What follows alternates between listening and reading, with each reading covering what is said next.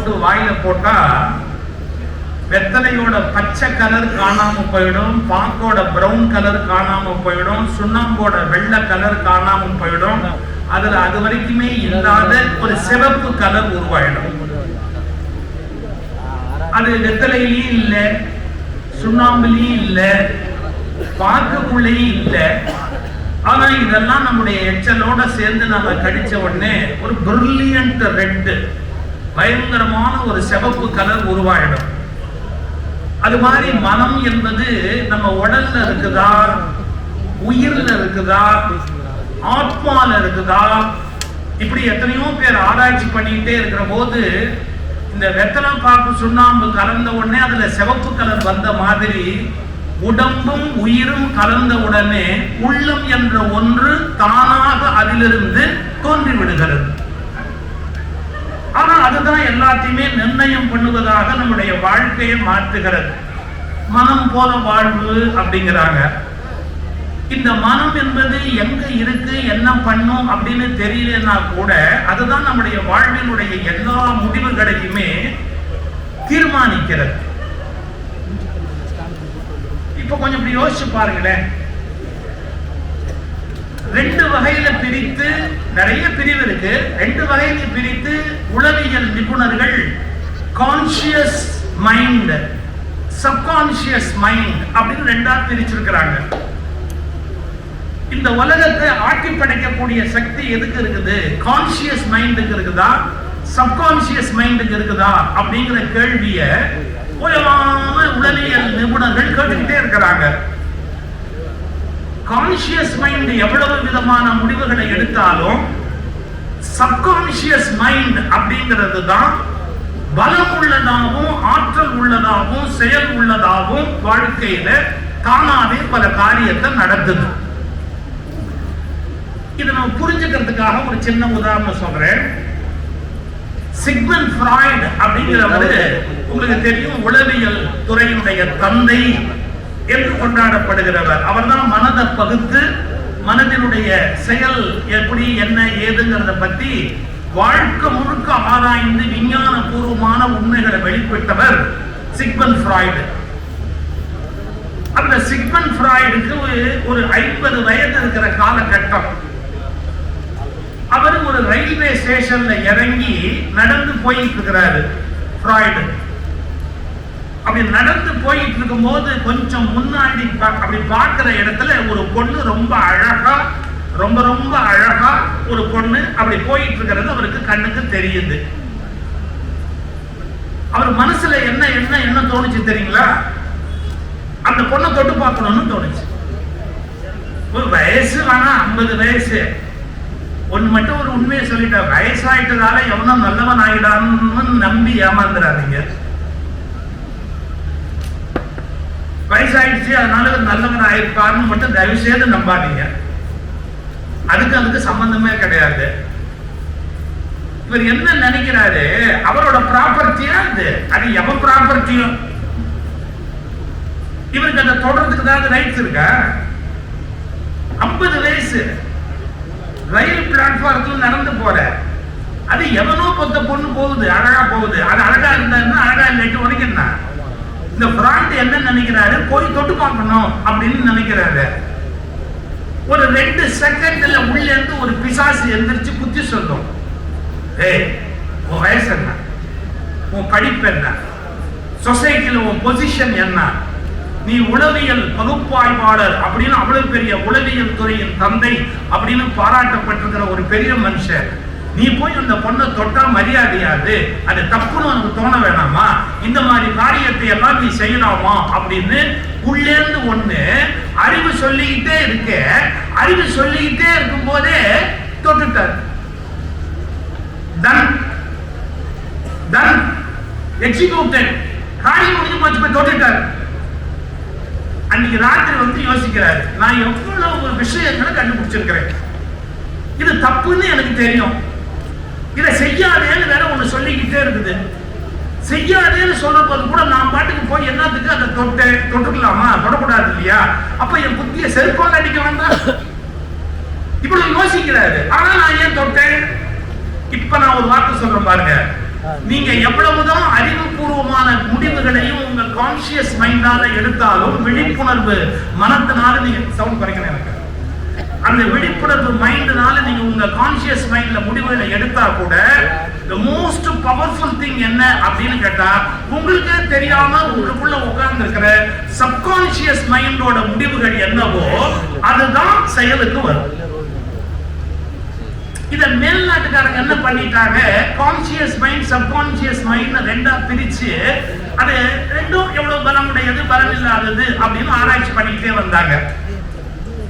இங்க இந்திய மரபியல்ல என்ன பண்ணாங்க, மாயை அப்படின்னு ஒண்ணு சொல்லி அத பராசக்தி அப்படிங்கிற ஒரு மாதிரி ஒரு உருவத்தை கொடுத்து புராண கதைகளை கொடுத்து அந்த மாயை அப்படிங்கிறது வந்து அது ஒரு ஆற்றல், புத்தி அப்படிங்கிற அறிவு இருக்கு அது வந்து ஒரு ஆற்றல், இந்த அறிவினுடைய பலம் கான்சியஸ் மைண்ட், இந்த மாயையினுடைய பலம் சப்கான்சியஸ் மைண்ட். இதுக்கு ரேஷியோ பவர் என்ன அப்படின்னு கணக்கு பார்த்தா இந்த புத்திங்கிறதுக்கு ஒரு பவர் இருந்ததுன்னு சொன்னா இந்த சப்கான்சியஸ் மைண்ட்ங்கிற மாயைக்கு it is 9 times powerful than புத்தி. ஒரு மடங்கு புத்தி பவர்ஃபுல் அப்படின்னா 9 மடங்கு அதிகமான ஆற்றல் உடையது எதுன்னு கேட்டா நம்முடைய சப்கான்சியஸ் மைண்ட். இவங்க புராணத்துல என்ன கதை பண்ணிட்டாங்க, இது நவராத்திரி, நவராத்திரினா 9, அது சிவராத்திரி அது 1 அப்படின்னா உனக்கு ஒரு பாயிண்ட் புத்தி இருந்தா 9 பாயிண்ட் உள்ளுக்குள்ள என்ன உட்கார்ந்து இருக்கும் அப்படின்னு கேட்டா உங்களுடைய மனசோட பிசாசு.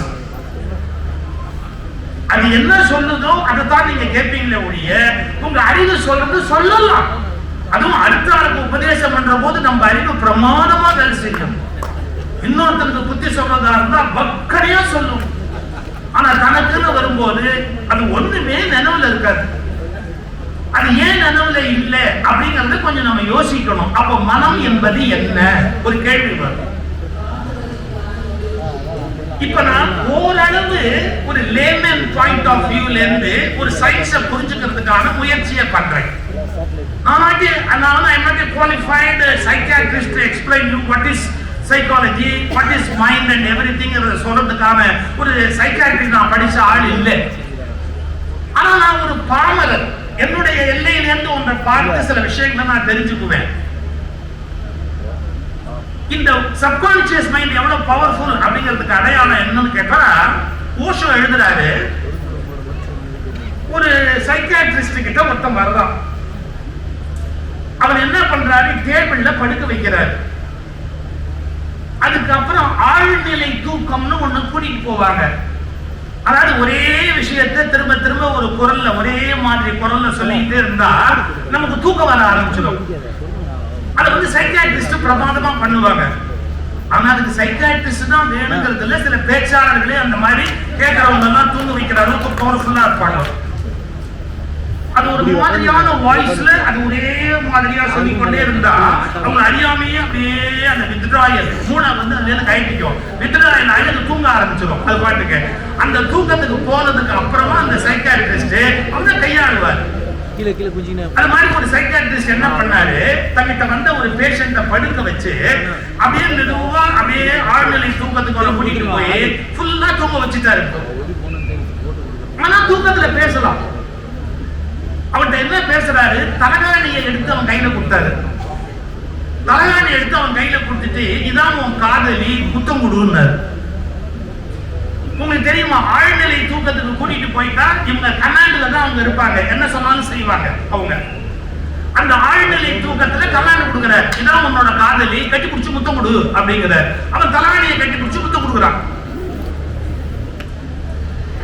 இப்ப தலகாணியை கட்டி பிடிச்சு முத்தம் கொடு அப்படின்னு அந்த சொன்ன வார்த்தைக்காக தலகாணியை கட்டி பிடிச்சு முத்தம் கொடுக்கிற போது முடிஞ்சு போச்சு. இந்த சைக்காட்ரிஸ்ட் என்ன பண்ணாரு, அந்த தலகாணியை மெதுவா அப்படி உருவி அந்தாண்ட வச்சுட்டு அவங்க சொல்றாரு, நான் இப்ப உன்னை எழுப்பிடுவேன். ஆனா நான் எழுப்பினதுக்கு அப்புறம் சரியா 30 நிமிஷத்துல மறுபடியும் நீ உன் காதலிக்கு முத்தம் கொடுக்கணும். நான் இப்ப உன்னை எழுப்பிடுவேன், ஆனா மறந்துடாத, சரியா 1/2 மணி நேரம் கழிச்சு நீ உன்னுடைய காதலிக்கு முத்தம் கொடுக்கணும். இது கமாண்ட், குறிச்சுக்கோ அப்படின்னு சொல்லிட்டு தூக்கத்துல இருந்து எழுப்பிட்டார் அவனை. எந்திரிச்சான், பேசிக்கிட்டு இருக்கான், இவரோட பேசிக்கிட்டே இருக்கிறான். ஒரு 20 நிமிஷம் 25 நிமிஷம் ஒண்ணும் நடக்கல, பெருசா பிரச்சனை வரல. 25-26 நிமிஷத்துக்கு அப்புறம் பரபரப்பா ஆயிட்டான், ரெஸ்ட்லெஸ் ஆயிட்டான். அப்படிங்கிறான் தேடுறான், ஆடுறான், என்னென்னமோ பண்றான். இவர் கேட்டாரு, என்னடா ப்ராப்ளம் உனக்கு? why are you restless? ஏன் இப்படி அமைதி இல்லாம இருக்கிற? அவர் கேட்டான், இங்க ஒரு தலகாணி இருந்தது எங்க. இப்போ உனக்கு எதுக்கு நான் தலகாணி? என்ன தூங்குவா போற? இப்போ உனக்கு எதுக்கு தலகாணி? அதெல்லாம் என்ன கேட்காதீங்க. இங்க ஒண்ணு இருந்தது தலகாணி, அது எங்க அப்படின்னா, அது இல்லடா, அது எங்கேயோ போயிடுச்சு அப்படின்னா. வெறி பிடிச்ச மாதிரி எந்திரிச்சு நேரா போய் அவர் கபோர்டுக்குள்ள வச்சிருந்த கபோர்டை திறந்தா, தலகாணி எடுத்தான், கட்டி பிடிச்சோம், அழுத்தி ஒரு முத்தம் கொடுத்து அந்த தலகாணியை கொஞ்சிட்டு அப்புறமா அமைதியா வந்து உட்கார்ந்தான். அவர் கேட்டாரு, இப்ப எதுக்கு தலகாணிக்கு முத்தம் கொடுத்த? அவன் பதில் சொன்னான், எனக்கு தெரியாது, உள்ளே இருந்து ஒரு குரல், கட்டி பிடிச்சு முத்தம் கொடு, கட்டி பிடிச்சு முத்தம் கொடு, கட்டி பிடிச்சு முத்தம் கொடுன்னு சொல்லிக்கிட்டே இருந்தது. அந்த தலகாணியை கட்டி பிடிச்சு முத்தம் கொடுக்கறது. அப்ப அது ஏன் வந்தது என்ன வந்ததுன்னு தெரியாது. நேரா போனேன், கட்டி பிடிச்ச முத்தம் கொடுத்த, புரிஞ்சு போச்சிருந்தான். இந்த சப்கான்சியஸ் மைண்ட் உங்களுக்குள்ள ஒண்ணு உட்கார்ந்து இருக்குது. அது என்ன உத்தரவு போடுதோ அதை உங்களால மீறவே முடியாது. தம் அடிக்கிறவன், தண்ணி போடுறவன், யாராவது தம் அடிக்கிறவன் அறிவுபூர்வமா தம் அடிக்க முடியுமா? யோசிச்சிருக்கீங்களா நீங்க? ஒரு பரபரப்பு இருக்கும். ஒரு சிகரெட்ல இருந்து அவங்க தட்டுறது, அவங்க எடுக்கிறது, அந்த பாக்ஸ்ல தட்டுறது, அது மேல வைக்கிறது, நீங்க நல்லா கவனிச்சீங்கன்னா அறிவுபூர்வமா ஒரு தியானம் மாதிரி எவனாலையும் சிகரெட் பிடிக்க முடியாது. ஒரு விதமான பரபரப்பு, ஒரு விதமான படபடப்பு உள்ளே இருந்துகிட்டே இருக்கும். அது ஏன் செய்யறோம், எதுக்கு செய்யறோம்னு தெரியாது. அதை செய்யாம இருக்க முடியாது, அது செய்யாம இருக்க முடியாது, அது செய்யாம இருக்க முடியாது. அந்த ஒரு பிடிவாதம் மட்டும் இருக்கும். அதை எடுத்து அதை பற்ற வச்சு அந்த காரியத்தை பண்ணுவான். நம்ம வாழ்நாள் முழுக்க நமக்கு தரப்பட்ட நியாயமா அநியாயமானு தெரியாது. கான்சியஸ் மைண்ட்ங்கிறது ஒரு யூனிட் பவர்ஃபுல்னு சொன்னா, சப்கான்சியஸ் மைண்ட் அப்படிங்கிறது 9 டைம்ஸ் பவர்ஃபுல். அந்த 9 மடங்கு வலிமை உடைய ஒரு ஆற்றலை நீங்க எப்படி ஜெயிப்பீங்க? உங்களால எப்படி அந்த 9 மடங்கு வலிமை உடைய ஆற்றலை ஜெயிக்க முடியும்? இந்த ஒரு கேள்வியை யோசிச்சுக்கங்க. இப்ப நான் முதல்ல ஒரு கேள்வி கேட்கிறேன், உங்களுக்கு சப்கான்சியஸ் மைண்ட் எப்படி உருவாச்சு? என்னைக்கு உருவாச்சு சப்கான்சியஸ் மைண்ட் அப்படிங்கிறது? எங்கிருந்து உருவாச்சு உங்களுக்கு? யாராவது உங்களை நோக்கி உள்ள பயணம் போயிருக்கீங்களா? இங்க இருந்து நாம ஞானம் அடையணும் அப்படின்னா அங்க போலாமா, இமாலயாஸ் போலாமா, அப்புறமா இல்லாட்டி இந்த பக்கம் வேற எங்கேயாவது கன்னியாகுமரிக்கு போலாமான்னு இன்னைக்கு சொல்றேன். நீ எங்க போனாலும் நீ பைத்தியம். எங்க போனாலும் உங்ககிட்ட தான் பைத்தியக்காரத்தனம் இருக்குது. நீ அங்க போய் எதையுமே நீக்க முடியாது. உனக்கு உள்ள இருக்கிற செத்த எலியை எடுத்து வெளியே போட்டாதான் நீ நிம்மதியா இருக்க முடியுமே ஒழிய, எந்த ஊருக்கு போய் எந்த மாதிரி நீ என்ன வேண்டிட்டு வந்தாலும் உன்னால உன்னை காப்பாற்றிக்க முடியாது. உங்ககிட்ட இருந்து அந்த குப்பையை வெளியே எடுத்து போட்டா மட்டும்தான் உன்னால காப்பாற்றிக்க முடியுமே ஒழிய, வெளியில போய் அலையிறதால உன்னால அதை காப்பாற்ற முடியாது. இது ஏதோ நான் நாஸ்திகனா இருக்கும் சொல்றேன்ற மாதிரி நினைக்க கூடாது. ஆஸ்திக உலகத்துல திருநாவுக்கரசர் பாடினார், கங்கை ஆடிலன் காவிரி ஆடிலன், நீ எங்க போய் என்ன பண்ணி என்ன பிரயோஜனம், எல்லா பிரச்சனையும் உங்ககிட்ட தானே. என்ன நம்ம இத கவலையே படல. அத்தனை பிரச்சனைக்கு மூல காரணம் நம்ம கிட்ட இருக்குது. ப்ராப்ளமே நாம தான். ஆனா அந்த ப்ராப்ளத்தை நம்ம அட்ரஸ் பண்ண தயாரா இல்ல. அவங்கிட்ட இருக்குது, இவங்கிட்ட இருக்குது, வெளியில இருக்குது. இங்க உங்களுக்கு பிரச்சனையும் வெளியே இருக்குன்னு நினைப்பு, தீர்வும் வெளியே இருக்குன்னு நினைப்பு. இன்னைக்கு சொல்லிட்டு போறேன், பிரச்சனையும் உங்ககிட்டே தான் இருக்கு, தீர்வும் உங்ககிட்டே தான் இருக்கு. இதை நீ கண்டுபிடிச்சாச்சு அப்படின்னு சொன்னா உன் வாழ்க்கையை நீ ஜெயிக்கலாம். இவ்வளவு வாழ்க்கையோட சீக்ரெட். இப்ப நான் ஒரு கேள்வி கேட்டேன்ல, சப்கான்சியஸ் மைண்ட் உங்களுக்கு என்னைக்கு உருவாச்சு? எனி டேட் ஆஃப், என்னைக்கு எந்த டேட்ல இருந்து உங்களுக்கு உருவாச்சுன்னு ஏதாவது எனி ஐடியா? யாருக்காவது சப்கான்சியஸ் மைண்ட் எப்ப உருவாச்சு அப்படிங்கிறது தெரியுமா?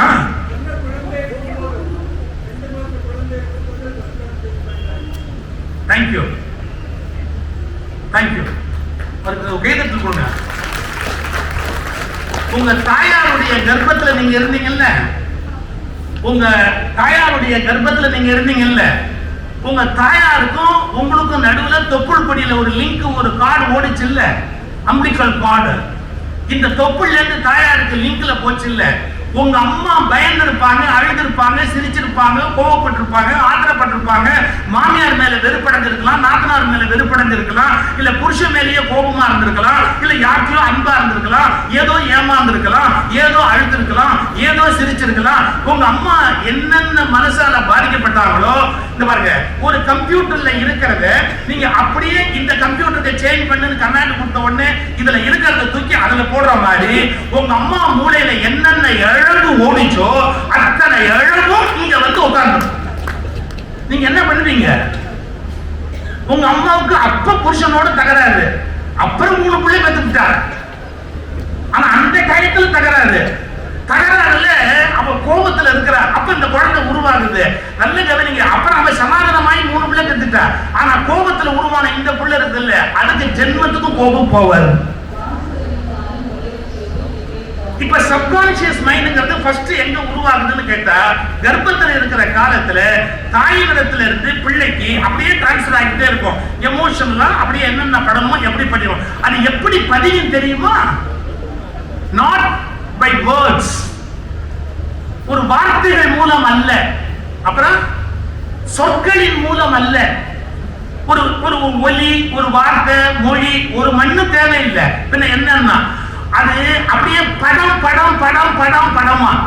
இப்ப நீங்க பிலிம் பார்க்கும்போது பழைய காலத்துல பிலிம் விடுவாங்க, அந்த பிலிம் வரிசையா அப்படியே ஓடிக்கிட்டே இருக்கும். அதே மாதிரி அம்மா மனசுல ஒரு படம் ஓடும், அந்த படம் அப்படியே படம் படம் படம் படம் படம் படமா இந்த பிள்ளையோட மனசுல வந்து அப்படியே கம்ப்ளீட்டா உட்கார்ந்துக்கும். இப்ப என்ன ஆகும்னு கேட்டீங்கன்னா, மொழியினாலோ ஒலியினாலோ பதியாம அது படம் படமா பதிவாயிட்டதுனால அதே மாதிரியான காட்சிகளை பின்னாளில் இந்த குழந்தை அரங்கேற்றுவது தவிர்க்க முடியாமல் போய்விடும். இதனாலதான் நான் என்ன நல்லேன், வேற என்ன நீங்க எப்படி உங்களை மாத்திரையோ அதை பத்தி எனக்கு கவலை இல்லை. உங்க குழந்தைய கருவுல வச்சிருக்கிற ஒரு 10 மாச காலமாவது நீ உங்க மனசை நல்லபடியா வச்சுக்கிட்டீங்க அப்படின்னா எதிர்காலத்துல அந்த பிள்ளைங்க கஷ்டப்படாம இருக்கலாம். உங்களுக்கு அது 10 மாச பிரச்சனை, அந்த குழந்தைக்கு அது வாழ்நாள் பிரச்சனை. அது வாழ்நாள் பிரச்சனை. ஏன் தெல்ல எதுக்கெடுத்தாலும் என்ன எரிஞ்சு விழறா? நீ அன்னைக்கு எரிஞ்சு விழுந்த. ஏன் தெல்ல என்ன மதிக்காமையே பேசுறா? நீ அன்னைக்கு மதிக்காமையே பேசுன.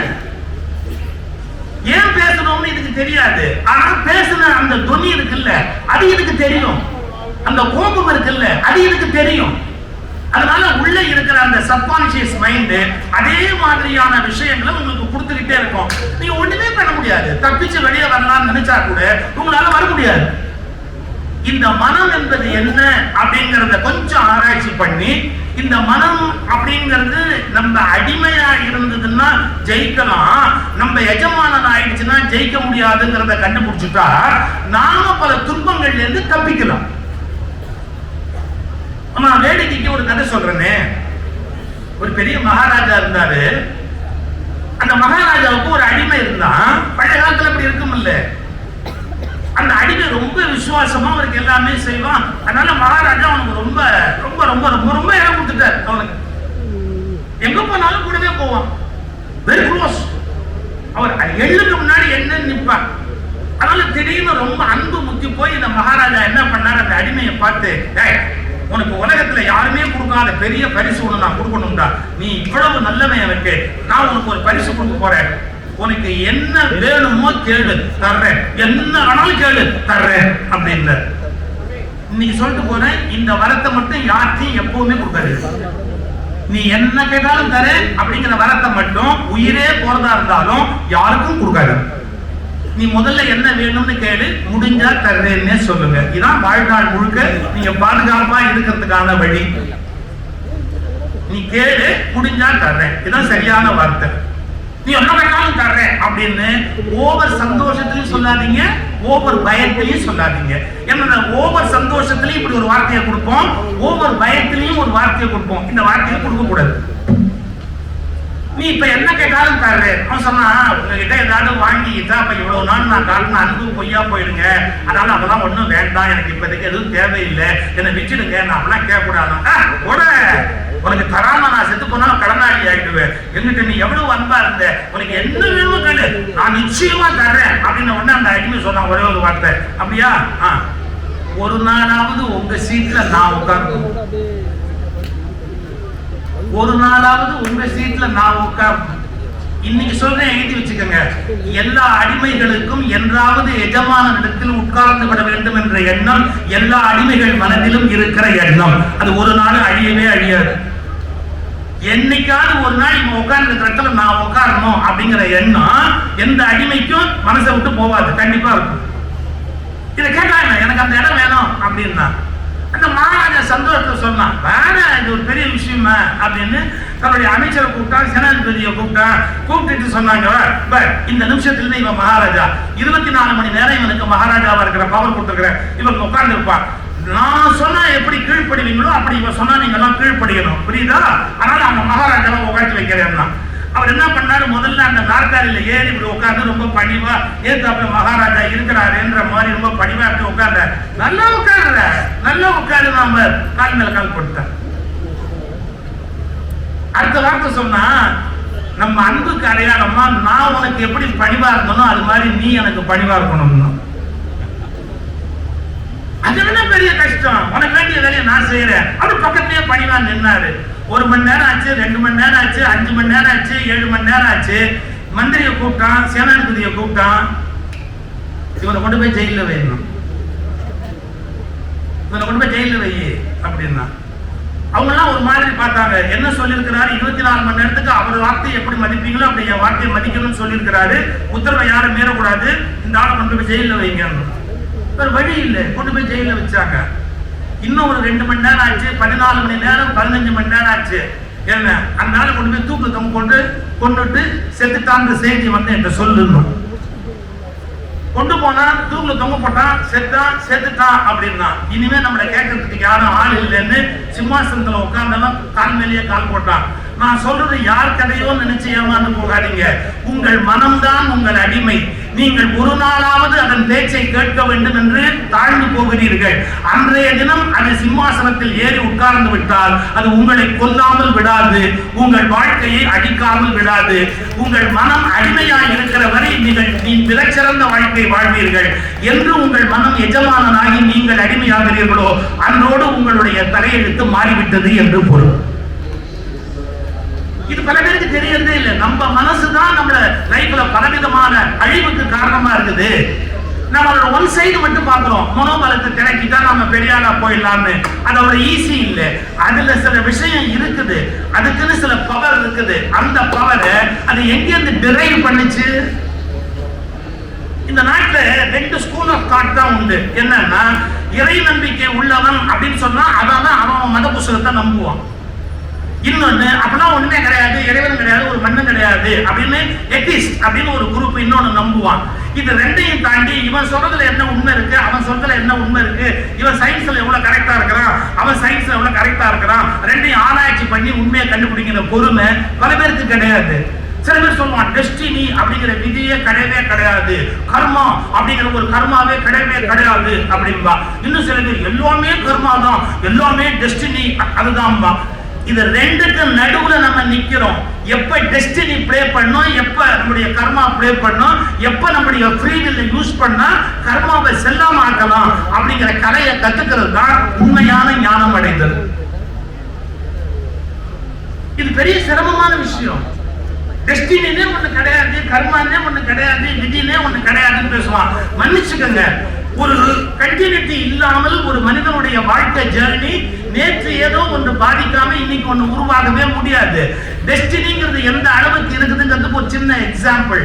நீங்க உங்க அப்பாவையோ உங்க அம்மாவையோ முடிவு பண்ணக்கூடிய பலம் உண்டா? இந்த அப்பாவுக்கும் இந்த அம்மாவுக்கும் இத்தனாம் தேதி இத்தனை மணிக்கு நான் இந்த ஹாஸ்பிட்டல்ல 7ஆம் நம்பர் வார்டுல 3ஆம் நம்பர் பெட்ல பிறக்க போறேன்னு டிசைட் பண்ணி பிறந்தீங்களா? இட் வாஸ் given, கொடுக்கப்பட்டது. உங்களுக்கு எவையெல்லாம் கொடுக்கப்பட்டவையோ அவையெல்லாம் டெஸ்டினி, விதி. நம்ம அப்பா யாரு, நம்ம அம்மா யாரு, வந்துட்டோம், அவங்க கருவுல பிறந்துட்டோம், அவங்க வீட்டுல வளர்றோம், இதையெல்லாம் நாம மாற்ற முடியாது. அது நடந்துருச்சு. எவையெல்லாம் நடந்து விட்டதோ அவை எல்லாமே டெஸ்டினி தான். ஆனா ஒன்னே ஒண்ணு இருக்கு வச்சுங்க, அதாவது இந்த எல்லாமே விதின்னு சொல்ற குரூப் ஒண்ணு இருக்கு. இல்ல விதினே ஒரு கடவே கிடையாது, எல்லாமே மனிதனுடைய ஃப்ரீ வில், முயற்சி தான் அப்படின்னு சொல்ற விஷயம் இருக்கு. நீங்க வாழ்க்கையை பிராக்டிகலா புரிஞ்சுக்கணும். இப்ப நாம பல பேரு Facebook வச்சிருப்போம். Facebookல அல்லது நம்மளுடைய வாட்ஸ்அப்ல ஸ்டேட்டஸ்ல ஒரு போட்டோ வச்சிருப்போம். இந்த உலகத்துல பாருங்க, கௌரிதாஸ் ஒரு பேசும்போது அழகா சொன்னார், Facebookல அவன் வச்சிருக்கிற போட்டோ மாதிரியான அழகும் எவனுக்கும் கிடையாது, ஆதார்ல இருக்கிற மாதிரி அசிங்கமான மூஞ்சியும் எவனுக்கும் கிடையாது. ஆதார்ல இருக்கிற மாதிரி அசிங்கமான முகமும் எவனுக்கும் இருக்காது, Facebookல இருக்கிற மாதிரி அழகான முகமும் எவனுக்கும் இருக்காது. இதுவும் ஜோடிக்கப்பட்டது, அதுவும் ஜோடிக்கப்பட்டது. அது மாதிரி லைஃப்ல நீங்க டெஸ்டினி தான் எல்லாம் அப்படிங்கறதும் ஜோடிக்கப்பட்டது, எல்லாமே ஃப்ரீ வில் அப்படிங்கறதும் ஜோடிக்கப்பட்டது.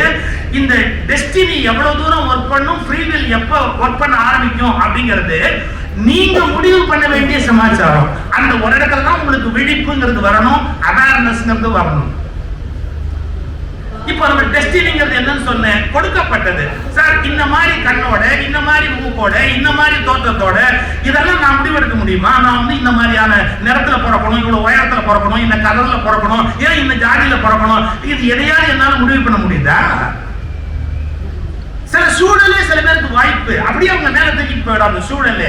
சில பேருக்கு அந்த சூழலே அவங்களுக்கு எதிர்ப்பு, அவங்க என்ன முயன்றாலும் மேலேயே போக முடியாது. அப்ப அது மாதிரி எவையெல்லாம் கொடுக்கப்பட்டவையோ அவை எல்லாமே என்னன்னு கேட்டால் டெஸ்டினி. அது தரப்பட்டு விட்டது அப்படிங்கிறதுனால நீங்க வெளியே வர முடியாது அப்படின்னு ஒரு பொருள் அல்ல. நீங்க வெளியே வரதுக்கு ஒரே ஒரு வாய்ப்பை உங்களுக்கு பிரபஞ்சம் கொடுத்திருக்குது, மூலப்பொருள் கொடுத்திருக்குது. அது எது வேணா பேரா இருக்கலாம். மூலப்பொருள் ஒண்ணு கொடுத்திருக்கு, அதுக்கு என்ன பேரு? Free will. எப்படி அது ஃப்ரீ வில்னு பேரு? பாருங்க, இந்த காலேஜ்ல படிக்கணும்னு நீங்க தீர்மானம் பண்றீங்க, கிடைக்கல. என்னமோ ஒரு காலேஜ்ல கிடைக்குது, அது டெஸ்டினி. வேற வழியே கிடையாது, அங்கதான் போய் படிச்சா அவனு, வேற வழியே கிடையாது, டெஸ்டினி. ஆனா அங்க படிச்சா கூட நான் கவனமா படிச்சு என்னால முன்னுக்கு வர முடியுங்கிற முடிவை நீ எடுத்து உழைக்க ஆரம்பிச்ச அப்படின்னா நீ இந்த வாழ்க்கையில உயர முடியும். அப்ப டெஸ்டினிங்கிறது 50% ப்ளே பண்ற போது ஓ ஃப்ரீ வில்ல நீ ப்ராப்பரா யூஸ் பண்ணிட்டே வந்தேன்னா, அந்த another 50% கரெக்டா நான் யூஸ் பண்ணேன்னா டோட்டலா வாழ்க்கையை மாத்தி அமைக்கலாம். ஆனா 90% மக்கள் எப்படின்னு கேட்டீங்கன்னா, டெஸ்டினியை ரூல் பண்ண விட்டுருவாங்க. தங்கிட்ட இருக்கிற 10% பவரை எடுத்து 50% ஆக்கி அதை 100% ஆக்கக்கூடிய வேலையை அவங்க செய்யறது இல்லை. இதை செய்ய தொடங்குற போது என்ன ஆகுதுன்னு கேட்டா, நம்முடைய டோட்டல் லைஃப் கம்ப்ளீட்டா சேஞ்ச் ஆக ஆரம்பிக்குது. இது எல்லாத்தையும் மனதில் வைத்துக் கொண்டு பாரதி ஒரு வரி சொன்னா, மனதில் உறுதி வேண்டும், வாக்கினிலே இனிமை வேண்டும், நினைவு நல்லது வேண்டும், நெருங்கின பொருள் கைப்பட வேண்டும், கனவு மெய்ப்பட வேண்டும், கைவசமாவது விரைவில் வேண்டும், தனமும் இன்பமும் வேண்டும், தரணியிலே பெருமை வேண்டும், கண் திறந்திட வேண்டும், காரியத்தில் உறுதி வேண்டும், பெண் விடுதலை வேண்டும், பெரிய கடவுள் காக்க வேண்டும். கடைசியா ஒரு வார்த்தை சொன்னா, யாருக்குடா விதி மாறும்னா மண் பயனுற வேண்டும். இந்த உலகம் நல்லா இருக்கணும்னு யார் நினைக்கிறானோ அவன் தான் சரியான வாழ்க்கை வாழறான்னு அர்த்தம். நான் நல்லா இருக்கணும்னு நினைக்கிறேன்னு சரியான வாழ்க்கை வாழறான்னு பொருள் அல்ல. மண் பயனுற வேண்டும், வானகம் இங்கு தென்பட வேண்டும், உண்மை நின்றிட வேண்டும். பாரதியத்தினுடைய விருப்பத்தை பதிவு பண்றான். இந்த உலகத்துல உண்மை ஜெயிக்கணும், அப்படி ஜெயிக்கணும்னா என்னென்ன நடக்கணும் அப்படின்னு பட்டியல் போட்டான். அதுல முதல் விஷயம் மனதில் உறுதி வேண்டும். நான் முதலே சொல்லிட்டேன், மனம் என்பதே இன்னதுன்னு தெரியாது. அந்த subconscious mind 9 times powerful. Conscious மைண்டால நீங்க எடுக்கிற முடிவை அந்த சப்கான்சியஸ் மைண்டை வச்சு ஜெயிக்கிறது கஷ்டம். புரிஞ்சுதா? ஒரு சின்ன உதாரணம் சொல்றேன். நான் ஒரு ஊருக்கு கிருத்திகையின் போது, ஆடி கிருத்திகைக்கு பேசுறதுக்கு போயிருந்தேன். நான் போயிருந்த சந்தர்ப்பத்துல பாடுறதுக்கு ஒருத்தர் வந்திருந்தார். அவர் அப்ப ரொம்ப பிரபலம், அவர் நான் யாருன்னு சொல்ல முடியாது, ரொம்ப பிரபலமான ஒரு பாடகர். அவர் வந்திருந்தார், படிவிழா அது. அவர் உட்கார்ந்து இருக்கிறாரு, நாங்கெல்லாம் உட்கார்ந்து இருக்கிறோம். அந்த வீட்டை பண்ணையார் வந்து பிரமாதமா விருந்து, காலையில வாங்க டிஃபன் சாப்பிடலாம் கூட்டிட்டு போறாரு, அருமையான விருந்து. இவரை கூப்பிட்டாங்க, யாரு பாடகரையும் கூப்பிட்டாங்க, வாங்கல டிஃபன் சாப்பிட்டு வந்துடலாம். அவர் சொன்னாரு, கிருத்திகை நான் விரதம்னாரு. இன்னைக்கு கிருத்திகை நான் விரதம் அப்படின்னாரு. நாங்க போயிட்டோம், எங்களுக்கு என்ன அதை பத்தி என்ன கவலை, நாங்க பாட்டு போயிட்டோம். நாங்க சாப்பிட்டுட்டு வந்த உடனே அந்த பிரபலமான பாடகருக்கு மிருதங்கமும் தபேலாவும் ஒரு ஆள் வாசிப்பான். முகமும் குறும்பு பிடிச்சவன். அந்த ஆளு. அவன் நேரம் அங்கேருந்து வந்து அந்த கையை அப்படி தேய்ச்சிட்டு அவர் மூக்கு கிட்ட வச்சு, அண்ணா இது கொஞ்சம் மோந்து பாருங்களேன், அண்ணா இந்த ஒரு நிமிஷம் மோந்து பாருங்களேன், அண்ணா இதை ஒரு நிமிஷம் மோந்து பாருங்களேன் அப்படின்னா. எதுக்குண்ணா? அந்த நெய் வாசனை என்ன, அந்த கேசரியே அது வாயிலேயே நிக்கலண்ணா, போட்டா ஒழிக்கிட்டு போறது அப்படி டப்புன்னு அப்படியே உள்ள போயிடுது. கொஞ்சம் மோந்து பாருங்களேன். அந்த வடை இருக்கிற வடை ஃபர்ஸ்ட் லேயரும் செகண்ட் லேயரும், வடைக்கு லேயர் சொல்றான், ஃபர்ஸ்ட் லேயரும் செகண்ட் லேயரும் சம்பந்தமே இல்லை. தொப்பி மாதிரி மேல நிக்கிறது அந்த வடை, கோல்டன் பிரவுன் கலர், அப்படி கம கம கம கம கம ஒரு வாசனையில அப்படின்னு இப்படி பார்த்தாரு. அப்படியே சொல்ற. ஆனா என்ன பண்றதுன்னா இன்னைக்கு கிருத்திகையா போயிடுது அப்படின்னா, அப்புறம் பார்த்துக்கலாம் போயிட்டேன். ஆடிக்காது கிருத்திகை வருது, 2 லேயரோட உளுந்த வடையை பார்த்ததுக்கு அப்புறம் என்ன வேண்டியிருக்கு ஆடி கிருத்திகை? நீங்க ஒரு வினாடி யோசிப்பீங்க, இது என்ன பெரிய விஷயமான. இப்ப சொல்லிட்டு போட்டுமா, உணவு விஷயத்தில் எவனுக்கு உறுதி இல்லையோ அவன் வாழ்க்கையில் உணர்வு விஷயத்திலும் அவனுக்கு உறுதி இருக்காது. எழுதி வச்சுங்க. உணர்வு விஷயத்தில் எவனுக்கு உறுதி இல்லையோ அவனுக்கு உணர்வு விஷயத்திலும் வாழ்க்கையில் உறுதி இருக்காது. இதை வச்சுதான் எல்லா ரிலிஜனுமே என்னமாவது ஒண்ணு சொல்லி பட்டினி போட்டான். இன்னைக்கு கிருத்திகை, முருக பக்தெல்லாம் பட்டினியாகுது, வைகுண்ட ஏகாதசி வைஷ்ணவம் எல்லாம் பட்டினியாகுது, இன்னைக்கு வந்து சிவராத்திரி, இன்னைக்கு சைவம் எல்லாம் பட்டினி கிடையாது. எனக்கு யாரும் சொல்லி ஒரு நாள் பட்டினி போடணும். பட்டினி போடுற போது நான் சொல்றதை என் வயிறு கேட்கணும், நான் சொல்றதை என் உடம்பு கேட்கணும். அப்ப எப்ப முடியும்னு கேட்டா மனசுல உறுதி வந்தாதான் முடியும். இப்ப சொல்றேன், உணவில் உறுதி வராதவர்களுக்கு உணர்வில் உறுதி வராது. அந்த மனதில் இருக்கிற உறுதி பல அற்புதமான காரியங்களை கூட உலகத்துல சாதிக்கும். நடக்க முடியாத செய்திகளை கூட இந்த உலகத்துல நடத்தி வைக்கும்.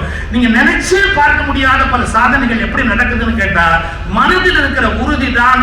அந்த எண்ணங்களினுடைய வலிமை சேருகிற போதுதான் அப்ப சப்கான்சியஸ் மைண்ட் டோட்டலா செயலிழந்து போய் உட்கார்ந்து இருக்கும்.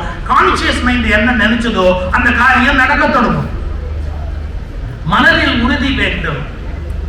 ஆனா அது மட்டும் இருந்தா போடாது, சிடு சிடுன்னு அடுத்த மனசு நோவை வச்சா நல்லா இருக்கும். வாக்கினிலே இனிமை வேண்டும்.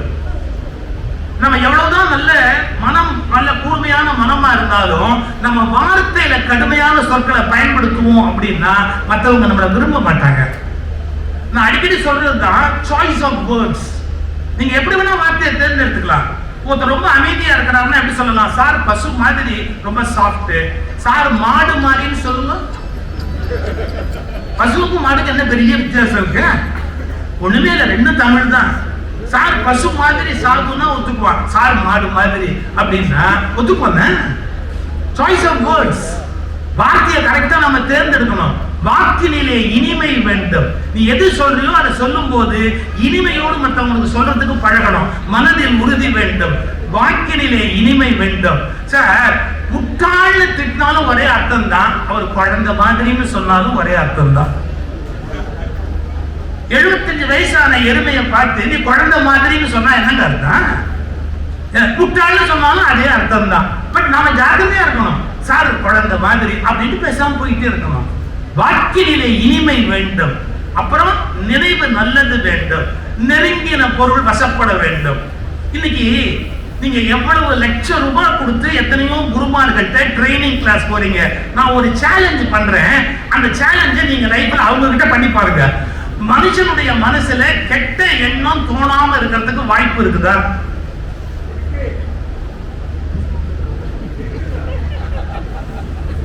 அவர் சொல்றாருன்னா எல்லாத்தையும் நம்ப முடியாது. கெட்ட எண்ணம் தோணாத மனுஷன் ஒருத்த கூட உலகத்துல இருக்க முடியாது. எழுதி வச்சுங்க, நான் சொல்றேன். எவ்வளவுதான் முயற்சி பண்ணாலும் எண்ணங்கள் தோன்றுகிற போது நல்ல எண்ணம் தோன்ற மாதிரியே கெட்ட எண்ணமும் உங்களுக்குள்ள தோணிட்டு இருக்கும். ஏன்னா உங்க மரபணுன்னு ஒண்ணு இருக்குது. இந்த மரபணு ஜெனட்டிக்ஸ்ல நீங்க எத்தனாவது பரம்பரையில எங்கேருந்து வர்றீங்களோ அதுக்கு தகுந்த பிஹேவியர், அதுக்கு தகுந்த திங்கிங், அதுக்கு தகுந்த தாட்ஸ் உங்களை அறியாமையே உங்களுக்கு உள்ளே வந்து கொப்பளிச்சுக்கிட்டு வரும். இது ஒரு சினிமால ஒரு படத்துல கமலஹாசன் சொல்லி காட்டுவாரு, என்ன என்ன அனாவசியமா சீண்டாது, எனக்குள்ள ஒரு மிருகம் இருக்குது. அந்த மிருகம் எவ்வளவு நாள் எங்க போயிருந்தது? இவ்வளவு நாள் அந்த மிருகம் எங்க போயிருந்தது? அது எப்ப வெளிப்படும்னு தெரியாது. ஏன் தெரியாது? அது உள்ளே தான் இருக்கும். ஆனா எப்ப வெளியில வரும்னு தெரியாது. நினைப்போ எல்லா ஸ்கூல் ஆஃப் தாட்ல என்ன சொல்லி கொடுக்குறான், நீ வந்து நல்ல எண்ணங்கள் உள்ளவனாக மாற வேண்டும், தீய எண்ணங்களை முற்றிலும் அழித்து விட வேண்டும். தீய எண்ணத்தை அழிக்கிறதுக்கு எந்த சாமியாராவது ஒரு டெக்னிக் சொல்ல பார்ப்போம். தீய எண்ணத்தை எப்படி அழிக்கிறது, தப்பான எண்ணம் வருது, அந்த தீய எண்ணம் வராமல் இருக்கிறதுக்கு, இல்ல வந்துட்டாக எடுத்து போடுறதுக்கு என்ன இன்ஸ்ட்ருமெண்ட் அவைலபிள்? இப்ப பாருங்களேன், ஒரு இடத்துல வந்து தப்பா அரிசியில கல் இருக்குது, பாருங்க, கையை வச்சு இப்படி பொறுக்கி இப்படி வெளியே எடுத்து போடலாம். சில அரிசியில திருவண்ணாமலையே இருக்குது, அப்படி எடுத்து தூக்கி அந்தாண்ட போட்டுடலாம். ஏதோ ஒரு கிடிக்கி இருக்குது, அந்த கிடிக்கில ஒரு சின்ன தலைமுடி கிடக்குன்னு வச்சுங்க, அந்த கிடிக்கியை யூஸ் பண்ணி அந்த தலைமுடி அப்படி எடுத்து அப்படி தூக்கி வெளியே போடலாம். எங்க உங்களுக்குள்ள இருக்கிற கெட்ட எண்ணத்தை எதை வச்சு பிடிச்சி எப்படி தூக்கி வெளியே போடுவேன்னு சொல்லுங்க. கெட்ட எண்ணமே இல்லாத இந்த உலகத்தில் இருக்கிறான்னு நினைக்கிறீங்களா? நீங்க விரும்பினாலும் விரும்பாட்டாலும் கெட்ட எண்ணம் வரும். நீங்க விரும்பினாலும் விரும்பாட்டாலும் சமயத்துல கெட்ட வார்த்தையே உள்ள இருந்து வரும். நல்ல வேளை நமக்குள்ள ஒரு லேயர் இருக்கு, அதாவது ஸ்டெபிலைசர் வச்ச மாதிரி, பவர் பிளக்சுவேஷன்ல காப்பாற்றுறதுக்கு ஒரு ஸ்டெபிலைசர் வச்ச மாதிரி நமக்குள்ள ஒரு ஸ்டெபிலைசர் இருக்கிறதால அது வெளியே வரல, அவ்வளவுதான். அந்த ஸ்டெபிலைசர் அவுட் ஆயிட்டா மனநல மருத்துவமனைக்கு போக வேண்டியதுதான். ஏன் அவங்க எல்லாத்தையும் ஓப்பனா அப்படியே பேசிடுவாங்க, மனசுல என்ன இருக்கும் அது எதையுமே சொல்ல மாட்டாங்க. அந்த திருட்டு பையன் வராம அப்படிம்பாங்க. நாம நினைச்சுக்குவோமே ஒழிய சொல்ல மாட்டோம். இனிமே சொல்ல ஆரம்பிச்சோம்னா நாமளும் மனநல மருத்துவமனைக்கு போக வேண்டிய அவசியம் கட்டாயமா வந்துடும். ஏன்னா நம்ம ஸ்டெபிலைசர் இன்னும் பிரமாதமா ஒர்க் பண்ணுது. அதாவது என்ன நினைக்கிறோமோ அதை சொல்லாதபடியே தடுக்கிறதுக்கு நமக்குள்ள ஒரு வலிமையான ஒரு இன்ஸ்ட்ருமெண்ட் காத்துக்கிட்டு இருக்குது. ஸ்டெபிலைசர் புடிச்சின்னு வச்சுங்க, அவ்வளவுதான். பவர் பிளக்சுவேஷன்ல நீங்க ஆரம்பிச்சுவீங்க, உணர ஆரம்பிச்சுவீங்க. யாரை பத்தி என்ன தோணுதோ உண்மையை சொல்லுவீங்க. நான் ஏதோ ஒரு படத்துல சுப்பையா சொல்றாரு, ஒரு வார்த்தை சொல்லிக்கிட்டுமா, ஒரு வார்த்தை சொல்லிக்கிட்டுமா, ஒரு வார்த்தை சொல்லிக்கிட்டுமா அப்படிங்கிற. அப்படி எல்லா மனசுல இருந்தோ நல்லதோ கெட்டதோ உள்ள என்ன வருதோ வெளியே வந்து பாத்துக்கிட்டே இருக்கும், நிறுத்த முடியாது. இப்ப சொல்லிட்டு போறேன், உங்க மனசுல கெட்ட எண்ணம் இருந்ததுன்னா அதை எடுத்து போடுறதுக்கு நான் டெக்னிக் சொல்லி தரேன்னு எந்த சாமியார் சொன்னாலும், இல்ல எந்த குருமார் சொன்னாலும், எந்த பெரிய மனுஷன் சொன்னாலும் இம்பாசிபிள் எழுதி வச்சுங்க. அப்ப அது என்னதான் பண்றது? அந்த கெட்ட எண்ணத்தை நம்ம ஏதாவது வேற ஏதாவது பண்ண முடியாதா? அது உள்ளதான் இருக்குமா? இல்ல, ஒரே ஒரு வழிதான் இருக்குது, ஒரே ஒரு வழிதான். என்ன வழி தெரியுமா? ஏகப்பட்ட நல்ல எண்ணங்களை நீங்களா வளர்த்துக்கிட்டீங்கன்னா உள்ள இருந்தாலும் வளர முடியாதபடி அது நசுங்கி போகுமே ஒழிய அதனால அழிய முடியாது. இதை கற்றுக் கொடுத்தாச்சுன்னா வாழ்க்கையில நீங்க இதை சொல்லிக் கொடுக்கறதுக்கு நிறைய பேர் தாடி மொட்டை எல்லாம் வச்சு 5 லட்சம் ரூபாய் 6 லட்சம் ரூபாய் வாங்கிட்டு இருக்கிறான்.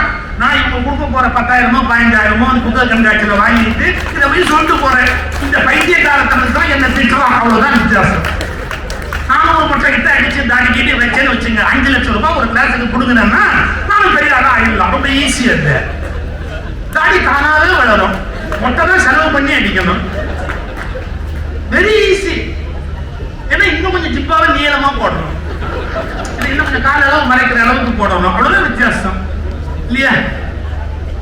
நீங்க உங்க மனசுல இருக்கிற கெட்ட எண்ணத்தை வெளியே தூக்கி போடணும்னா அதை எடுத்து போடுறதுக்கு கிடுக்கி இல்லைங்க, அதை எடுத்து போடுறது எப்படிங்கிறதுக்கு பயிற்சி இல்லைங்க. சில பேர் சொல்லி கொடுப்பான், நீ சுவாசத்தை உள்ளே எடுத்து உள்ளிருந்து வெளியே சுவாசத்தை விடுகிற போது அந்த சுவாசத்தின் வழியாக கெட்ட எண்ணங்கள் வெளியே போக முடியாது. எவ்வளவு நாள் தான் குருடா விடுவீங்க? எவ்வளவு நாள் குருடா விடுவீங்க நீங்க? அப்படி சுவாசத்தை வெளியே விடும்போது உள்ள கெட்ட எண்ணம் அது வெளியே வெளியே போடுவேன். எவ்வளவு கோமாளித்தனமா பேசுறாங்க தெரியுங்களா? இன்னைக்கு சொல்ற பாருங்க, உங்க மனசுல இருக்கிற கெட்ட எண்ணத்தை எடுத்து போட முடியாது, அது அப்படியே இருக்கும். இப்போ நல்ல சைக்காலஜி படிச்சவங்களை கேளுங்க, நம்ம மூளையில லேயர் லேயர் லேயர் லேயரா தான் படிச்சிருக்கோம். என்ன தெரியுமா? உங்க 5 வயசு லேயர், உங்க 7 வயசு லேயர், உங்க 10 வயசு லேயர், உங்க 12 வயசு லேயர், உங்க 20 வயசு லேயர், உங்க 80 வயசு லேயர், இப்படி லேயர் லேயர் லேயர் லேயரா இருக்கும். ஒரு லேயர் உள்ள போனதுனால அது மறந்து போயிடுச்சு, அவ்வளவுதான். உங்களுக்கு என்னைக்காவது எங்கேயாவது கயங்கிடுச்சுன்னு வச்சுக்கோங்க, 7 வயசு லேயர் வெளியே வந்துட்டா உங்களை சமாளிக்க முடியாது. 7 வயசுல நீங்க என்னென்ன அழும்பு பண்ணீங்களோ அது எல்லாத்தையும் வீட்டுல உட்கார்ந்து பண்ணிட்டு இருப்பீங்க. எங்க அம்மா 86 வயசு இறந்த போது 86 வயசுல நினைவு இல்லாம படுத்திருக்கிறாங்க. திடீர்னு ஒரு பேர் சொல்லி, அவ வாடி ஏண்டி இன்னும் வரமாட்டேங்கிற, ஏண்டி இன்னும் வரமாட்டேங்கிற அவங்க என்னமோ சத்தம் போடுறாங்க. எங்களுக்கு ஒரு 10 நிமிஷம் ஒன்றும் புரியல. அப்புறமா கொஞ்சம் படிச்சு கொஞ்சம் அவங்க நார்மல் ஸ்டேஜுக்கு வந்ததுக்கு அப்புறம், அம்மா நீ இப்போ ஒரு பேர் சொன்ன, அந்த பேர் சொல்லி அவளை வாடின்னு கூப்பிட்ட, யாரு? என் கூட 6ஆம் கிளாஸ் படிச்ச ஃப்ரெண்டு. சார் 6ஆம் கிளாஸ் அவங்க கூட படிச்ச ஃப்ரெண்ட 86வது வயசுல நினைவு கூர்ந்து சொல்றாங்க. என்ன அர்த்தம்? இந்த வாழ்க்கையில இருக்கிற பெரிய அற்புதம் என்னன்னு கேட்டா, நீங்க பிறந்ததுல இருந்து இல்ல கருவுல உருவானதுல இருந்து உங்களுடைய நினைவுகள் நினைவு அடுக்குகளாக ஒண்ணு மேல ஒண்ணு அப்படியே பதிஞ்சுக்கிட்டே இருக்கும். அதனாலதான் சார் 70 வயசு ஆனாலும் சில பேர் இல்ல 17 வயசு பண்ற பையன் பண்ற அட்டூழியம் பண்ணிக்கிட்டே இருப்பான். சில தாத்தா பாத்தீங்களா ரிமோட்டை பேரண்ட கொடுக்க மாட்டான். பேரும் பார்த்துக்கிட்டு இருக்கும்போது பின்னாடி போய் அது தரக்கிறாங்க பிடிக்கிட்டு தரமாட்டேனே அப்படின்பா. ஏன் இப்ப 7 வயசு முடிச்சுக்கிச்சுன்னு அர்த்தம். உள்ள இருந்து அவன் சாக்லேட்டை திருடி திம்பான். யாரு? பேரன் சாக்லேட்டை இவன் திருடி திம்பான். நீங்க ஒண்ணும் பண்ண முடியாது. வேற ஏதாவது ருத்ரன்ட்டியோ இல்லாட்டி வேற யார்ட்டையோ ஷாலினிட்டியோ கூட்டிட்டு போனா அதுக்கு ஒரு மாத்திரை வச்சிருக்காங்க, அதுக்கு உள்ள போட்டாங்கன்னா டைம் அது மறுபடியும் அப்படியே மூடியும். அப்புறம் வாழ்க்கை அப்படியே பேசாம மூணு உட்கார்ந்து இருப்பான். அவன் பார்த்து. இப்ப நான் சொல்றது என்னன்னு கேட்டீங்கன்னா, உங்களுக்கு லேயர் லேயராக இந்த எண்ணங்கள் பதுங்கி விடுவதால் என்ன நடக்கும் அப்படின்னு கேட்டா, எந்த எண்ணமுமே நம்ம கிட்ட பதிஞ்சது அழியறது இல்லை. இப்ப நான் என்ன டெக்னிக் சொல்றேன் அப்படின்னா, இதை எடுக்க முடியாது வெளியில. ஆனா நல்ல எண்ணங்கள் எவ்வளவுக்கு எவ்வளவு அடுத்த வந்து செய்யலாமா, இந்த பிள்ளைய பள்ளிக்கூடத்தை படிக்க வைக்கலாமா, அந்த ஆஸ்பத்திரிக்கு போய் உதவலாமா, உதவுக்காரங்களை போய் அந்த குழந்தைய தூக்கி கொஞ்சலாம். நீங்க 1.5 லட்சம் 2 லட்சம் தானம் பண்ண வேணாங்க. இந்த உதவுக்காரங்கள்ல சில குழந்தைங்க பிறந்து தாய் தகப்பை விட்டுட்டு போயிருக்கா. அந்த குழந்தைய எடுத்து இப்படி ஒரு முத்தம் கொடுக்க மாட்டாங்களா, தன்னை யாராவது கட்டி அணைக்க மாட்டாங்களா, அந்த குழந்தை இயங்கும். இன்னைக்கு சொல்றேன், அந்த மாதிரி தாய் இல்ல தகப்பன் இல்லைன்னு நினைக்கிற 8 மாச குழந்தைய எடுத்து நீங்க முத்தம் கொடுத்தா 10 கோயில் கட்டி கும்பாபிஷேகம் பண்ணா என்ன புண்ணியமோ அந்த புண்ணியம் உங்களுக்கு சத்தியமா உண்டு. ஏன்? அதுக்கு அம்மா இல்ல, அதுக்கு அப்பா இல்ல, அதுக்கு முத்தம் கொடுக்க ஆளே இல்ல. அந்த குழந்தைக்கு யாருமே இல்ல. நீங்க அள்ளி எடுத்து அந்த குழந்தைய கட்டி அணைச்சு ஒரு முத்தம் கொடுத்து உனக்கு என்ன வேணும்னு கேட்டீங்கன்னா, அந்த அது எவ்வளவு பெரிய நல்ல எண்ணம், எவ்வளவு பெரிய நல்ல கருத்து, நல்ல சிந்தனை. அப்படி போடணும். இதை நான் சயின்டிபிக்கா புரிய வைக்கிறேன். அது எப்படி சார்? நல்ல எண்ணங்களை நிறைய போட்டோம் அது காணாம போயிடுவாங்க. பாருங்க, ஒரு வாட்டர் டேங்க். இந்த வாட்டர் டேங்க்ல வந்து சாக்கடை தண்ணி நிக்குது. இந்த வாட்டர் டேங்க்ல ரொம்ப அழுக்கு ஜாஸ்தி ஆயிடுச்சு, கார்பன் டை ஆக்சைடு கூட்டிடுச்சு. இதை நீங்க கிளீன் பண்ணணும் அப்படின்னு நினைச்சீங்கன்னா, இதை கிளீன் பண்றது எப்படி? அவுட்லெட் இல்ல, ஆனா இதை கிளீன் பண்ணணும் அப்படின்னு நினைச்சீங்கன்னா ஒரு வழி இருக்கு. நல்ல தண்ணிய டியூப்ல எடுத்து இந்த கண்டெய்னர்ல ஊத்திக்கிட்டே இருந்தீங்கன்னா பாருங்க, கொஞ்சம் கருப்பாகும், அப்புறம் இன்னும் கொஞ்சம் கருப்பு குறையும், அப்புறம் இன்னும் கொஞ்சம் கருப்பு குறையும். ஒரு ஸ்டேஜுக்கு அப்புறமா கம்ப்ளீட்டா அது உள்ள போய் வாஷ் அவுட் பண்ணி வெளியில எவ்வளவு நல்ல தண்ணி இருக்கோ அந்த அளவுக்கு பாத்திரத்துக்குள்ளேயும் நல்ல தண்ணி மொத்தமா இருக்கிற மாதிரி மாறும். இப்படி மாத்தினாதான் அந்த கெட்ட தண்ணியை நல்ல தண்ணியா மாற்ற முடியுமே ஒழிய அது உள்ளே இருக்கிற ஒவ்வொரு கார்பனையும் வெளியே எடுக்க முடியாது. இதை யார் கண்டுபிடிச்சா தெரியுமா? லண்டன்ல தேம்ஸ் நதி சாக்கடையா ஆயிப்போச்சு. தேம்ஸ் நதி முழுக்கவே சாக்கடையா ஆயிப்போச்சு. அது சாக்கடையா ஆன உடனே அந்த சாக்கடையை கிளீன் பண்றது எப்படின்னு ரொம்ப கடார பாடுபட்டு என்ன பண்ணாங்க தெரியுங்களா? டன் ஆக்சிஜன் கொண்டு போய் உள்ள பம்ப் பண்ணாங்க. அந்த லண்டன் தேம்ஸ் நதியில செத்து போச்சு மீனெல்லாம், ஏன்னா கார்பன் டை ஆக்சைடு கூடி போய். அப்புறமா டன்னா கொண்டு போய் ஆக்சிஜனை சப்ளை பண்ண உடனே உள்ளேந்து அந்த கெட்ட தண்ணீர் கார்பன் எல்லாம் வெளியேறி என்ன ஆகி போச்சு? அதன் பிறகு தேம்ஸ் நதி மீண்டும் உயிர் பெற்று ஒரு நல்ல நதியா ஓட ஆரம்பிச்சது. நான் இதைத்தான் உங்களுக்கு சொல்றேன், உங்க மனம் சில கெட்ட எண்ணம் நிறைஞ்சிருந்தா நல்ல எண்ணங்களால் நீங்கள் நிறைப்பதன் மூலம் உள்ளே இருக்கிற கெட்ட எண்ணம் செயலிழந்து போவதற்கு நிறைய வாய்ப்பு இருக்கிறது. இது ஒண்ணுதான் மனிதன் தன்னை மாற்றி அமைப்பதற்கான வழி. இன்னொரு ஸ்டேஜ் இருக்கு. அவர் சொன்னது நான் தப்புன்னு சொல்ல மாட்டேன். அவருக்கு ஏதோ ஒரு ரகசியம் தெரிஞ்சுதானே அதை சொன்னாரு. ஆனா அந்த ரகசியத்தை எல்லாராலும் புரிஞ்சுக்க முடியாது. அது என்னங்கிறத மட்டும் நான் சொல்லிட்டு போறேன். புத்தர் வாழ்ந்தா இருப்பாங்க. புத்தர் அவர் எப்படின்னா எண்ணங்களற்ற நிலைன்னு ஒரு பகுதிக்கு டிரான்ஸ்ஃபர் பண்றாரு. நல்ல எண்ணம் கெட்ட எண்ணம்னு இல்ல, எப்போதுமே எண்ணங்களற்ற நிலைன்னு ஒண்ணுக்கு போகும்போது அவருக்கு கெட்ட எண்ணமும் கிடையாது, நல்ல எண்ணமும் கிடையாது. புரியுதா? அந்த ஸ்டேஜ் ஈஸியா ரீச் பண்ண முடியாது. அவர் சொன்னது பொய்ன்னு நான் சொல்லல, அது வேற ஸ்டேஜ். அதை எல்லாராலும் ரீச் பண்ண முடியாது. அது எண்ணங்களற்ற நிலை, டோட்டலா எண்ணமே இல்லாம பிளாங்கா இருக்கிறது, அப்படியே பிளாங்கா இருக்கிறது, அது ரொம்ப கஷ்டம். ஆனா எண்ணங்களோடு வாழுகிற வரையில கெட்ட எண்ணங்கள் நிறைய இருக்குன்னா நல்ல எண்ணங்களை அதிகமா ஸ்டோர் பண்ணி அதை செயலிழக்க வைக்கலாமே ஒழிய வேற எந்த விதமான வழியும் இல்லை. இப்ப இத பாருங்க, என்ன சொல்றாரு பாருங்க, நினைவு நல்லது வேண்டும்.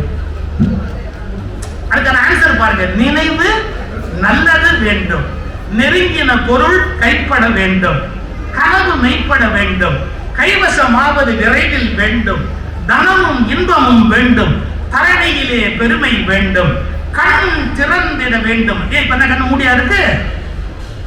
எல்லாம் இந்த ரெண்டு கண்ணை திறந்துடுறான், இந்த கண்ணை திறக்க மாட்டேங்கிறான். இதான் அவேர்னஸ். இந்த ரெண்டு கண்ணுக்கு நடுவில் நின்று சொன்னாரு புத்தரு. அந்த நடுவில் இருக்கிற ஒரு பெரிய நிலை, அந்த நடுவில் நிற்கக்கூடிய நிலைமை வந்தாச்சுன்னா இந்த ரெண்டு கண்ணை விட இந்த ரெண்டு கண்ணு நடுவில் இருக்கிற கண்ணு இம்பார்ட்டன்ட் ஆகுது. அந்த கண் திறந்திட வேண்டும், காரியத்தில் உறுதி வேண்டும், பெண் விடுதலை வேண்டும், பெரிய கடவுள் காக்க வேண்டும், மண் பயனுற வேண்டும். எவ்வளவு பெரிய ஆசைகளை, எவ்வளவு பெரிய விருப்பங்களை இந்த தமிழ்நாட்டு மக்களுக்கு மகாகவி பாரதி சொல்லிட்டு போயிருக்கிறான். பாரதிய நீங்க வெளியில இருந்து பார்த்தா ஏதோ சாதாரணமா சொன்ன மாதிரி தெரியும். ஆனா பாரதிய முழுமையா நீங்க உள்வாங்கி பார்த்தாதான் அவர் எவ்வளவு நுட்பமானவர் அப்படிங்கறத உங்களால கண்டுபிடிக்க முடியும். பாரதி இதே மாதிரி இன்னொரு பாடல்ல எண்ணியது முடிதல் வேண்டும் அப்படிங்கிற கருத்தை நமக்கு சொல்றாரு. பாரதியோட பாட்டு பார்க்கிற போது எளிமை மாதிரி தெரியும். இப்போ ஒரு பாட்டு சொல்ற பாருங்க, தமிழ் மொழி வாழ்த்து பாடுற போது பாரதியார் பாடுறாரு, வாழ்க நிரந்தரம், வாழ்க தமிழ் மொழி, வாழிய வாழியவே, வானம் அளந்தது அனைத்தும் அளந்திடும் வன்மொழி வாழியவே, ஏழு கடல் வைப்பினும் தன்மனம் வீசி இசை கொண்டு வாழியவே, எங்கள் தமிழ் மொழி எங்கள் தமிழ் மொழி என்றென்றும் வாழியவே. அப்புறம் சூழ்களி நீங்க தமிழ் மொழி ஓங்க, துலங்குக வையகமே, உலகமே நல்லா இருக்கட்டும், துலங்குக வையகமே. அதுக்கு அடுத்த வார்த்தை பாரதி சொல்ற வார்த்தை தொல்லை வினைதரு. அதாவது தொல்லைகள் என்னென்ன உண்டோ தொல்லை வினைதரு, தொல்லை அகன்று சுடர்க தமிழ்நாடு. அப்ப பாரதியாரே தமிழ்நாடுங்கிற வார்த்தையை தான் பயன்படுத்தி இருக்கிறாரு அப்படிங்கிறத பாரதி தேச விரோதி இல்ல, ஆன்டி இந்தியன் இல்ல, பாரதி ஆன்டி இந்தியன் இல்ல. பாரதி என்ன சொல்றாருன்னா சுடர்க தமிழ்நாடு அப்படிங்கிற வார்த்தையை தான் பாரதி பயன்படுத்தி இருக்கிறார். பாரதி வழியில் வருகிற மானம் உள்ளவர்கள் தமிழ்நாடு என்றுதான் சொல்வார்களே ஒழிய வேறு மாற்றி சொல்ல மாட்டார். சார் தெரியாதனமா பாரதியார் இங்க சொல்லியிருப்பார் சார், வேற எங்கன்னா செந்தமிழ் நாடென்னும் போதினிலே இப்ப தேன் வந்து பாயுது. தமிழ்நாடுன்னு சொன்னா பாரதி காதுல தேன் பாயுதான். ஏன் சில பேர் காதுல மட்டும் தேன் பாயுது? எங்க பாரதி காதுல தேன் பாயுது. செந்தமிழ் நாடென்னும் போதினிலே இப்ப தேன் வந்து பாயுது காதில் இல்லைன்னா சார், பாரதி நீங்க புரிஞ்சுக்கணும்னா பாரதி பற்றிய ஒரு அறிவு இருக்கணும். பாரதியை பற்றிய ஒரு அறிவு இல்லாம நீங்க பாரதியை புரிஞ்சுக்க முடியுமா? அந்த பாரதி ஒவ்வொரு சொல் பயன்படுத்துகிறார்னா ஒவ்வொரு சொல்லுக்கும் ஒரு உயிர் இருக்கு, ஒவ்வொரு சொல்லுக்கும் ஒரு தவம் இருக்கு. மந்திரம் போல் வேண்டுமடா சொல் இன்பம் அப்படின்னு கேட்டவன் மகாகவி பாரதி. அதனால மனதில் உறுதி வேண்டும் என்ற பாரதியினுடைய வரிகள் உங்கள் வாழ்க்கையை மாற்றி அமைக்கக்கூடியது. நான் ரொம்ப பிலோசாபிக்கலாக பேசிட்டேன்னு ஒரே ஒரு விஷயம் சொல்லி முடிவு பண்றேன். என் இனிய நண்பர் கோபி வந்திருக்கிறார். ரொம்ப அருமையான சொற்களையும் செய்திகளையும் அவர் உங்களுக்கு கொடுப்பார். எப்படி உறுதி வேணுங்கிறதுக்கு ஒரே ஒரு இன்சிடென்ட் மட்டும் சொல்லி முடிச்சிடுறேன். கோகுலு எவ்வளவு பெரிய ஆர்டிஸ்ட். கோகுலு அவர் மாதிரி ஒருத்தர் வரைய முடியுமா? கோகுலு, துப்பறியும் சாம்பு, தில்லான மோகனாம்பாள், கோகுலுவோட படத்துல எவ்வளவு எவ்வளவு எவ்வளவு அதிசயம் நடந்திருக்கு. விகடன்ல இருந்தார் கோகுலு, ஓவியர் கோகுலு. அவரு அவ்வளவு அருமையா வரைகிறவருக்கு ஸ்ட்ரோக் வந்து வலது கை போயிடுச்சு. கொடுமைல்ல, கொடுமைல்ல. ஸ்ட்ரோக் வந்து வலது கை போயிட்டா ஒரு ஓவியருக்கு எவ்வளவு பெரிய நஷ்டம், எவ்வளவு பெரிய கஷ்டம். அப்புறம் வரைய முடியுமா? வரைய முடியாது. கோகுலுக்கு ஸ்ட்ரோக் வந்து வலது கை போயிடுச்சு, வரையல. 6 மாசம் ஆச்சு, கோகுலுடைய டிராயிங்கே வரல. திடீர்னு ஒரு பத்திரிகையில கோகுலனுடைய படம் வந்தது, புது படம், கோகுலனுடைய ஓவியம் வந்தது. நம்ம திருப்பூர் கிருஷ்ணன் இங்க இருந்து புறப்பட்டாரு, நேரா போய் கோகுலுவை பார்த்து ரொம்ப சந்தோஷம், உங்க படத்தை பார்த்தோட நான் அசந்துட்டேன், அதான் மறுபடியும் உங்களுக்கு கை நல்லபடியா வந்துருச்சுன்னு நினைக்கிறேன், அருமையா வரைஞ்சிருக்கிறீங்க. அவர் சொன்ன பதில் சொல்லட்டுமா? கிருஷ்ணன், நான் ஆர்டிஸ்ட், ஸ்ட்ரோக் போட்டு போட்டு தான் படம் வரைவேன். ஸ்ட்ரோக்னா அப்படி ஒரு கோடு, இப்படி ஒரு கோடு, இப்படி ஒரு கோடு, இப்படி ஒரு கோடு போட்டா 80 வயசு பாட்டி ஆயிடும், இப்படி ஒரு கோடு போட்டா 8 வயசு பொண்ணாயிடும். அதான் ஓவியத்தில் இருக்கிற ஆற்றல். நான் ஸ்ட்ரோக் போட்டு போட்டு ஓவியம் வரைஞ்சேன், ஆனா எனக்கே ஒரு ஸ்ட்ரோக் போடணும்னு பகவான் ஸ்ட்ரோக் போட்டுட்டான். இதோட முடிஞ்சு போச்சு, இனிமே என்னால வரைய முடியாது அப்படின்னு நான் நினைச்சேன். இதுக்கப்புறம் நான் எங்க வரைய போறேன் அப்படின்னு நினைச்சேன். அப்புறம் திடீர்னு ஒரு நாள் தோணித்து, நான் என்ன பிரஷ் வச்சு வரைகிறேன்னா பிரஷ்ஷா வரையிறது, நான் பிரஷ் வச்சு வரைகிறேன்னா பிரஷ்ஷா வரையிறது, பிரஷ்ஷை கை சும்மா பிடிச்சிட்டு இருக்கேன், பிரஷ் வரையல, என் மூளை தான் அந்த படத்தை வரையிறது கண்டுபிடிச்சிட்டேன். பிரஷ் ஒண்ணு போயிட்டுன்னு சொன்னா அதுக்காக பிரஷ் போயிட்டு நான் வரையாம இருக்க முடியுமோ? பிரஷ்ஷை தூக்கி போட்டுட்டு வேற பிரஷ் எடுத்துக்குவேன் பார், அது மாதிரி வலது கையை தூக்கி போட்டுட்டு இடது கையை இப்ப எடுத்துக்கிட்டு நான் வரைய ஆரம்பிச்சிட்டேன்.